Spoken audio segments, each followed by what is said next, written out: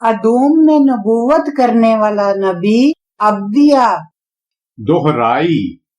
Number 1، اسرائیل کی اسیری سے پہلے والے کن کن نبیوں کے متعلق ہم نے پڑھا؟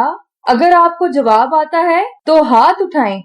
یونا، آموس، ہوسے۔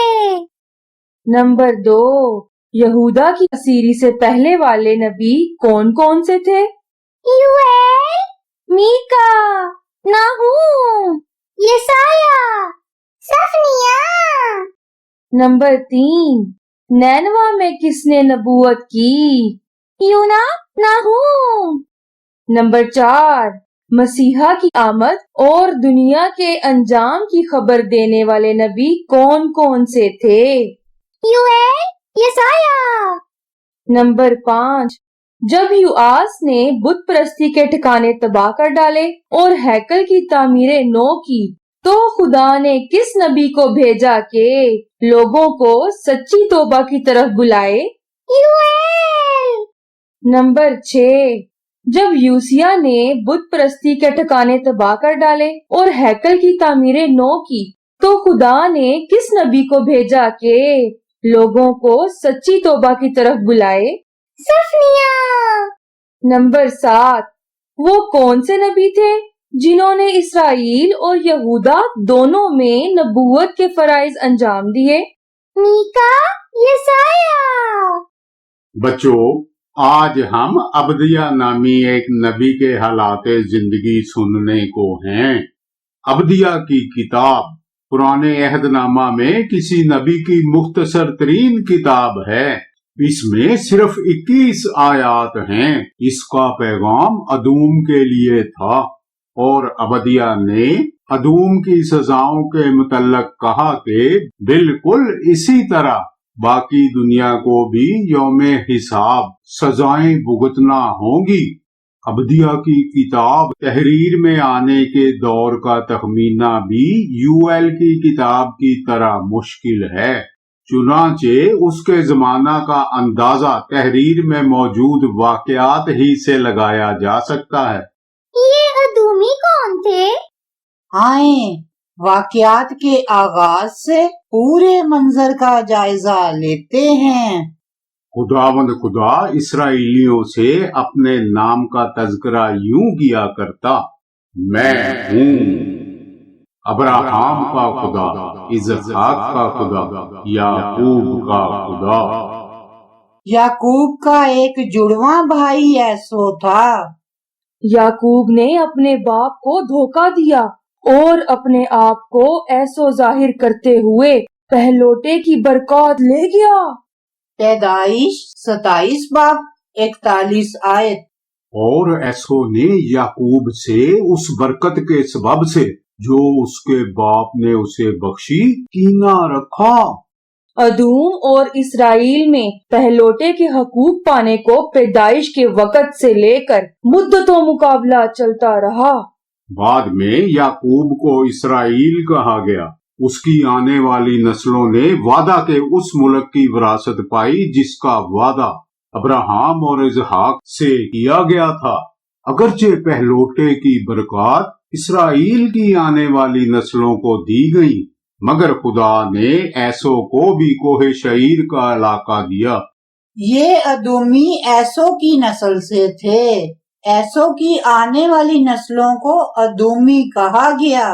یعقوب کے حصہ میں اگرچہ پہلوٹے کی برکات آئی تھیں اور اس نے خدا کے وعدہ کی وراثت بھی پائی، مگر اس وعدہ کی تکمیل میں انسانی حوالہ سے وقت لگا۔ جب یعقوب کا خاندان کنعان میں آباد تھا تو وہ علاقہ قحط کی زد میں آ گیا۔ خدا نے یوسف کو مصر میں فرعون کا نائب مقرر کیا تاکہ وہ سارے ملک میں اناج کا انتظام سنبھالے۔ یوسف نے یعقوب کے خاندان کے 72 نفوس کو مصر میں آباد کاری کی دعوت دی۔ اسرائیلی مصر میں گوشن کے علاقہ میں رہنے لگے۔ خدا نے یعقوب کی اولاد کو برکت دی اور انہیں اتنا بڑھایا کہ वो साहिलों की रेत की मानिंद लातादाद हो गए। तब मिस्र के बादशाह ने इसराइलियों पर मजालम ढाए और उन्हें गुलाम बना लिया। उनकी हालत इस जान तोड़ मशक्कत की वजह से काबिले रहम हो गई। तब अपने बाप दादा के खुदा के हजूर मदद के लिए गड़गड़ाए। खुदा ने मिस्र पर 10 आफात भेजी। यूं फिरौन ने उन्हें गुलामी से आजाद कर दिया और मिस्र से चले जाने की इजाजत भी दे दी। एक मुद्दत 430 बरस बीत जाने पर खुदा उन्हें अपनी रहनुमाई में मिस्र से निकाल लाया कि कनान में पहुंचाए। कनान में दाखला से पहले उन्हें मुल्के अदूम से गुजर कर जाना था। खुदा ने शईर का इलाका ऐसो को दे रखा था। और खुदा चाहता था बनी ऐसो के हक मलकियत का एहतराम किया जाए। इस तस्ना 2 बाब 5 आयत। और उनको मत छेड़ना, क्योंकि मैं उनकी जमीन में से पांव धरने तक की जगह भी तुमको नहीं दूंगा। गिनती 20 बाब 14 से 20 आयत। और मूसा ने कादिस से अदूम के बादशाह के पास एलची रवाना किए और कहला भेजा के तेरा भाई इसराइल ये अर्ज करता है कि तू हमारी सब मुसीबतों से जो हम पर आई वाकिफ है कि हमारे बाप दादा मिस्र में गए और हम बहुत मुद्दत तक मिस्र में रहे और मिस्रियों ने हमसे और हमारे बाप दादा से बुरा बर्ताव किया। और जब हमने खुदावंद से फरियाद की तो उसने हमारी सुनी और एक फरिश्ता को भेजकर हमको मिस्र से निकाल ले आया है। और अब हम कादिस शहर में हैं जो तेरी सरहद के आखिर में वाक़े है। सो हमको अपने मुल्क में से होकर जाने की इजाजत दे। हम खेतों और ताकिस्तानों में से होकर नहीं गुजरेंगे और न कुओं का पानी पिएंगे। हम शाहराह पर चल कर जाएंगे और दाहिने या बाएं हाथ नहीं मुड़ेंगे जब तक तेरी सरहद से बाहर निकल न जाएं। पर शाह अदूम ने कहला भेजा के तू मेरे मुल्क से होकर जाने नहीं पाएगा, वरना मैं तलवार लेकर तेरा मुकाबला करूंगा। बनी इसराइल ने उसे फिर कहला भेजा के हम सड़क ही सड़क जाएंगे और अगर हम या हमारे चौपाए तेरा पानी भी पिए तो उसका दाम देंगे। हमको और कुछ नहीं चाहिए सिवाय इसके कि हमको पांव पांव चल कर निकल जाने दे। पर उसने कहा तू हरगिज निकलने नहीं पाएगा। और अदूम उसके मुकाबला के लिए बहुत से आदमी और हथियार लेकर निकल आया। बच्चों, बनी इसराइल गुलामी के मुल्क से निकल आए। उनके भाइयों ने न सिर्फ ये कि उन्हें पीने को पानी या खाने को रोटी नहीं दी, बल्कि उन्हें गुजरने का रास्ता भी नहीं दिया। अदूमियों ने परवाह तक न की कि उनके अजदाद आपस में भाई थे जो मिस्र में 400 बरस से गुलामी भुगत रहे थे। उन्हें इस बात की मुतलक परवाह नहीं थी कि वो जान तोड़ सहराई सफर की थकान से चूर थे।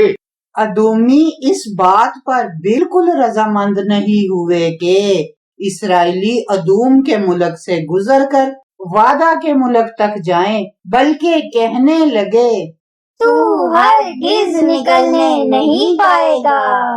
और अदूम उसके मुकाबला के लिए बहुत से आदमी और हथियार लेकर निकल आया। गिनती 20 बाब 21 से 22 आयत। यूं अदूम ने इसराइल को अपनी हद से गुजरने का रास्ता देने से इनकार किया, इसलिए इसराइल उसकी तरफ से मुड़ गया और बनी इसराइल की सारी जमात कादिस से रवाना होकर कोहे हूर पहुंची। गिनती 21 बाब 4 से 5 आयत। پھر انہوں نے کوہ ہور سے روانہ ہو کر بحر کلزم کا راستہ لیا تاکہ ملک ادوم کے باہر باہر گھوم کر جائیں، لیکن ان لوگوں کی جان اس راستہ سے عاجز آ گئی۔ اور لوگ خدا کی اور موسیٰ کی شکایت کر کے کہنے لگے کہ تم کیوں ہم کو مصر سے بیابان میں مرنے کے لیے لے آئے؟ یہاں تو نہ روٹی ہے نہ پانی، اور ہمارا جی اس نکمی خوراک سے کراہیت کرتا ہے۔ بچوں، اسرائیلیوں نے ادوم کے بادشاہ سے اجازت چاہی کہ انہیں اپنے ملک سے ہو کر گزر جانے دے، کیونکہ بیابان کا راستہ نہایت دشوار گزار تھا۔ بچوں، یہ ادوم کس قسم کی جگہ تھی؟ اس میں کیا خاص بات تھی؟ یہ بلند پہاڑی چٹانوں کو تراش کر بنایا گیا ایک شہر تھا۔ سارا علاقہ سنگ لاخ پہاڑیوں سے ڈھکا پڑا تھا۔ ادومیوں نے ان پہاڑی گھاٹیوں میں غار بنا رکھے تھے۔ ادومی انہی غاروں میں رہتے تھے۔ انہی غاروں کو وہ قبروں کے طور پر بھی استعمال کرتے تھے۔ انہی چٹانوں میں انہوں نے بتوں کے پوجا گھاٹ بھی بنا رکھے تھے۔ ادومیوں کی بود و باش انہی سنگلاخ پہاڑوں میں تھی۔ انہوں نے وہاں فوجی چوکیاں بھی بنا رکھی تھیں۔ اگر کوئی شہر میں داخل ہونا چاہتا تو اسے ایک تنگ پہاڑی گزرگاہ سے ہو کر جانا ہوتا تھا۔ سارا علاقہ دفاعی نقطہ نگاہ سے اہم تھا، اور اس پر حملہ کسی کے لیے آسان بات نہیں تھی۔ اسی لیے بیرونی حملہ آوروں کے لیے یہاں کامیابی کی کوئی گنجائش نہیں تھی۔ ادومیوں کو اپنے اس شہر پر بڑا ناز تھا، کیونکہ انہیں یقین تھا کہ کوئی اس شہر پر چڑھائی نہیں کر سکتا۔ خدا نے کوہ شعیر کا سارا علاقہ بنی ایسو کو سونپ رکھا تھا، مگر اب خدا نے عبدیہ نبی کی زبانی ادومیوں کو خبردار کر دیا کہ ادوم کے لیے خدا کا فیصلہ۔ عبدیہ 1:3-4 آیت۔ اے چٹانوں کے شگافوں میں رہنے والے، تیرے دل کے گھمنڈ نے تجھے دھوکا دیا ہے۔ تیرا مکان بلند ہے اور تو دل میں کہتا ہے کون مجھے نیچے اتارے گا؟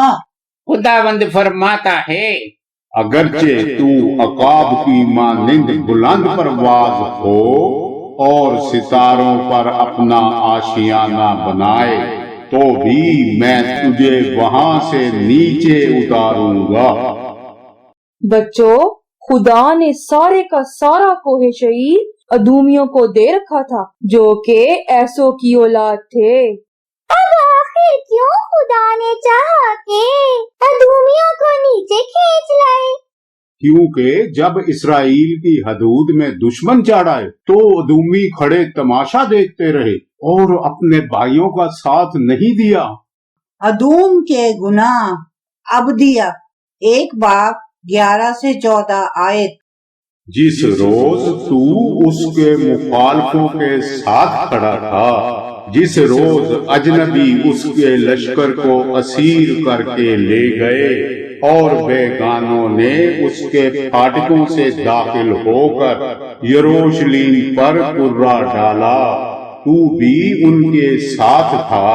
تجھے لازم نہ تھا کہ تو اس روز اپنے بھائی کی جلا وطنی کو کھڑا دیکھتا رہتا اور بنی یہودا کی ہلاکت کے روز شادمان ہوتا اور مصیبت کے روز لاف زنی کرتا۔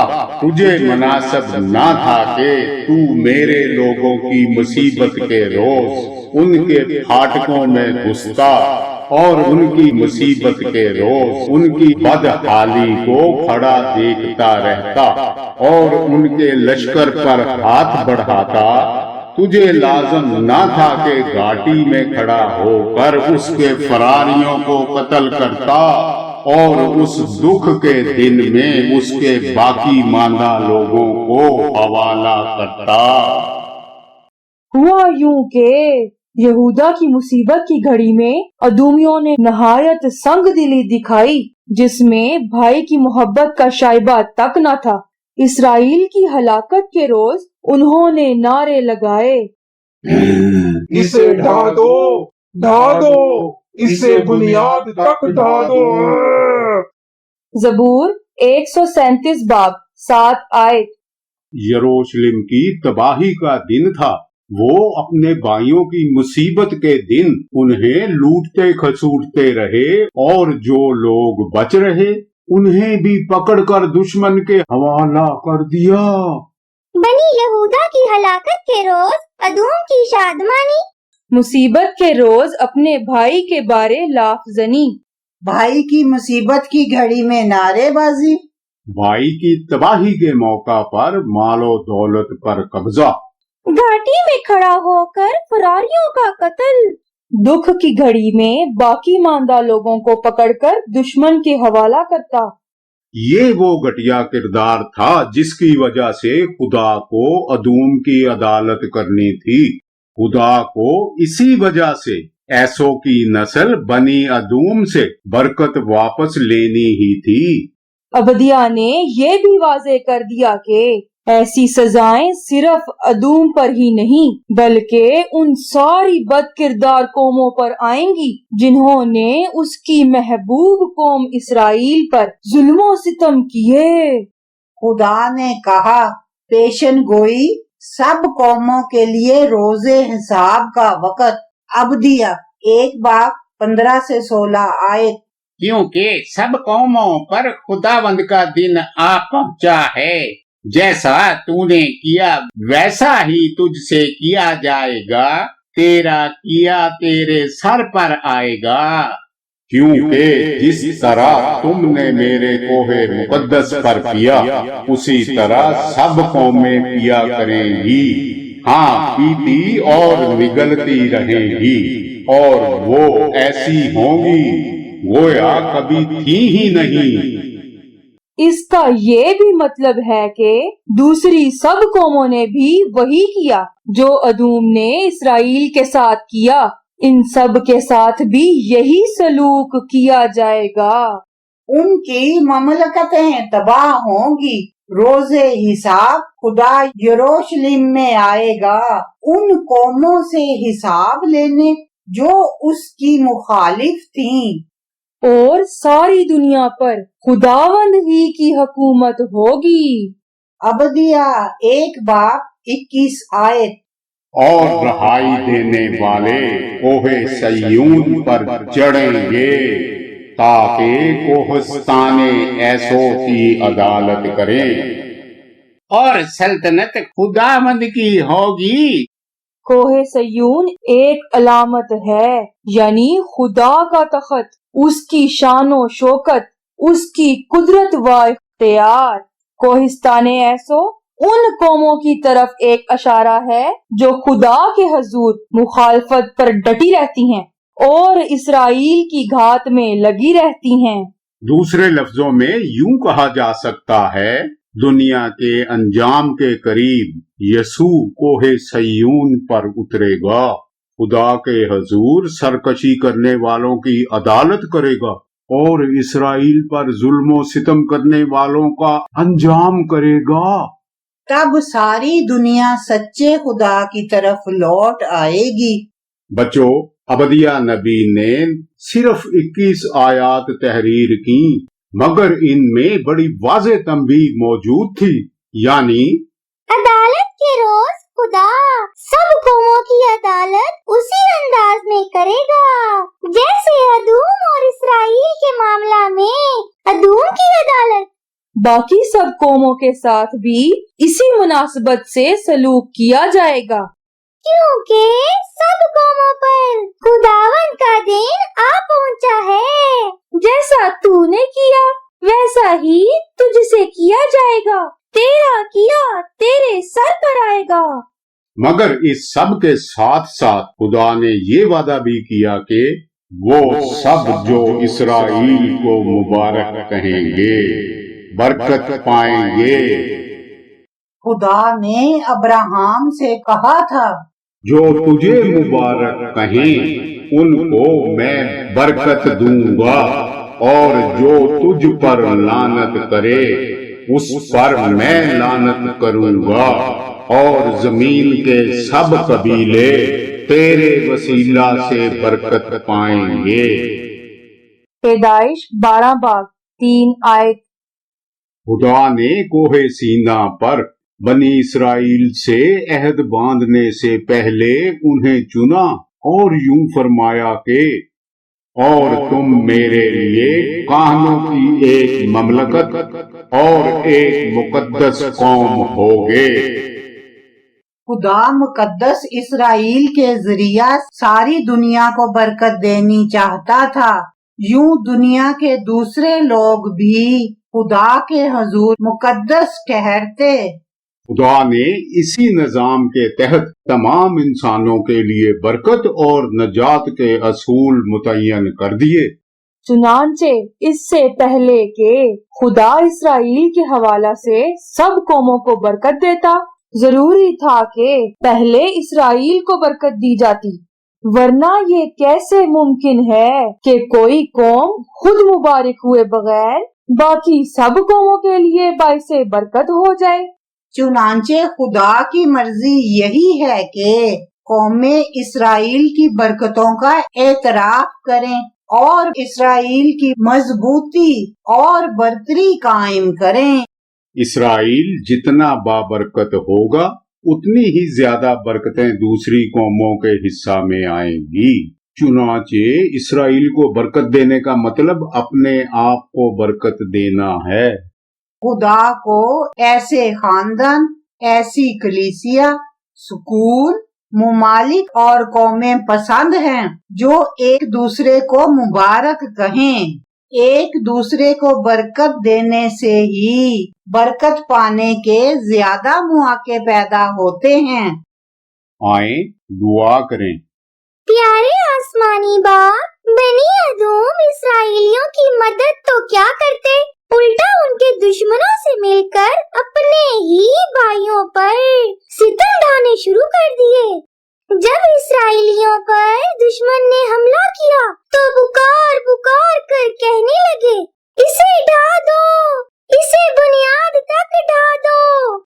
प्यारे खुदा, तेरी ख्वाहिश है सब कौमें इसराइल को मुबारक कहें, उन पर लान तान ना करें, क्योंकि तू इसराइल के वसीला से ही हर किसी को बरकत देगा। अब्राहम के साथ तेरा ये अटल वादा है जो हर दौर में पूरा होता रहेगा। प्यारे आसमानी बाप, तूने नबियों के जरिया बहुत सी कौमों के मुतालिक अपने दिल की बातें बताई, कुछ तो अब तक पूरी भी हो चुकी। तेरी सब बातें अपने वक्त पर पूरी होकर रहेंगी, क्योंकि तू खुदा है और ऐसी कुदरत वाला खुदा है जिसका इख्तियार नस्लों से नस्लों तक, गुजरे जमानों से आने वाले हर जमाना पर है। मेहरबानी से मेरी मदद फरमा, तेरी बरकतों को समझूं जो तूने तख्लीके कायनात के इब्तदाई लम्हों से नस्ले इंसानी के लिए तैयार कर रखी है, और ये कि बरकत देना तुझे बहुत पसंद है। मैं भी तेरी बरकतों का मुश्ताक हूँ। जानता हूँ तुझे मुझसे भी बहुत प्यार है और वो सारी बरकतें मुझे देनी चाहता है जो तूने मेरे लिए तैयार कर रखी हैं। ऐ खुदावन, तेरा शुक्र हो। प्यारे आसमानी बाप, आई लव यू।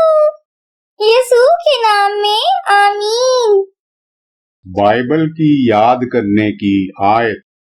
और रिहाई देने वाले कोहे सय्यून पर चढ़ेंगे ताकि कोहिस्ताने ऐसों की अदालत करें, और सल्तनत खुदावन की होगी। अबदिया 1 बाब 21 आयत।